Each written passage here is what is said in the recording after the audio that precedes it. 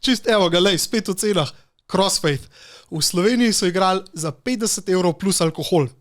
What? That was the pricing. Par let kasneje sem se menil, pod 25 grejo več in so bili band, ki so bili v Sloveniji pripravljeni, če nam ne daš teh 50 €, bomo pa mi pač spali. Spomnim se, da smo se mi dva pogovarjali, če bi jih pripeljali na tisti naš event, ki si nikoli zgodil, je bilo like 500 €.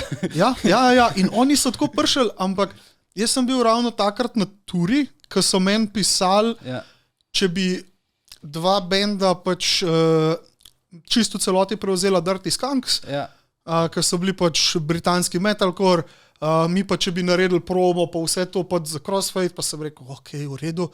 In jaz jih iskreno nisem slišal, nisem jih slišal sploh, cajta nisem imel, ker je bila tura natempirana, ne vem kaj. In v Ortobar pridemo tako, ok, ajde, da vidimo mi zdaj to.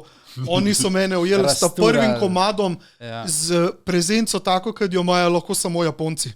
Jaz tudi zdaj, ne vem, koncertno fotografijo delam, jaz ne morem, meni grejo na živce ameriški bendi, ki model takole se malo obrača, to je meni brez veze. Oni pa res Japonc bo pa raztrgal. Jaz sem mislil, da bo Ortobar razpadel. Takole so šla tla, gor tam. Kar je dejansko tako ful zanimivo, zaradi tega, ker Američani so znani, da so kao bolj tisti ekstravertirani, pa bolj taki pompous, medtem ko Japonci pa generalno bolj,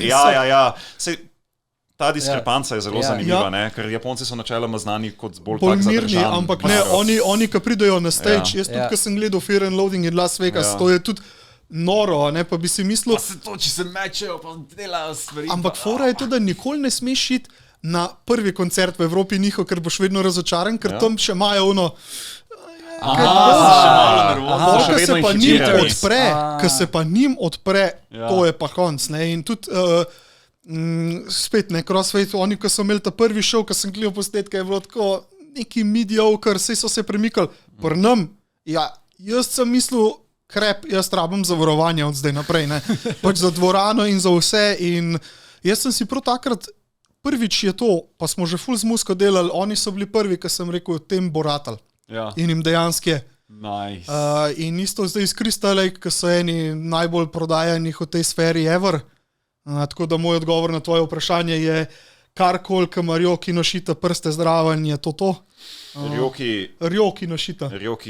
On je vokalist, ki lahko dela vse in zdaj on je imel neke probleme, bom rekel, s tem turanjem in to, ker Crystal Lake zdaj, ki so eksplodirali, oni so bili 9 mesecev izven Japonske, sam turneja in je pač rekel, da on tega ne zmore več in zdaj so imeli oni javno, da so iskali novega singerja in so imeli 300 pa še neki prijav iz celega sveta, zdaj so strnili to na 3 in bi mogli, oni so tako rekli, mi jih bomo spoznali, mi bomo skrinjali in potem bomo mi izbrali na podlagi live-a, kdo je najboljši in se niso mogli odločiti, zato ker noben od teh 3 ne zmore te, kar on zmore. Še vedno niso dosegli standarda. Niti približno ne. In zdaj so drugo sezono, bomo rekli, odprli in so zdaj imeli spet konc in so končno prišli do tega, kaj če mi 3 skup dal.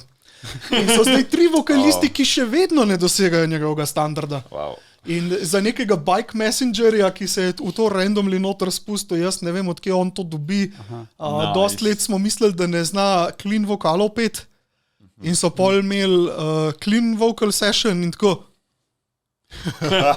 you can do that too. Zdaj ima nov projekt growl rapa, ki še nikoli nisem slišal v live in lahko Japonc v angleščini hitrejš kot kakšni, bom rekel, priznani raperčki in ne vem, odkje je tipu niti energija, niti znanje, niti nič in ko sem ga vprašal, ko sva se menila, on tako, in kje si se to naučil? Tako, malo sem probaval, malo sem tako. Tako bi mislil, da je glasbeno šolan. Absolutno nič. In spur of the moment. Ja, in ko ti napišeš Ryoki Noshita na YouTube, boš najdel, da pri vseh bendih, ki so kaj vredni, ima on en featured komad noter, by the way, za slovenski band, ki sem prej govoril, ki je tudi Ryoki Noshita vse naredil, by the way, in on je povsod iz preprostega razloga, da lahko odpoje kjerokoli zvrst hočeš. In jo odpoje do tiste klasične japonske perfekcije in je to čist noro in lahko karkoli dela, tako da zdaj ima tudi ta svoj projekt, ki je rekel, ja, vse, kar mi je bilo všeč, I just put it in. Slovenska narodna zabavna muzika. Ja, harmonika.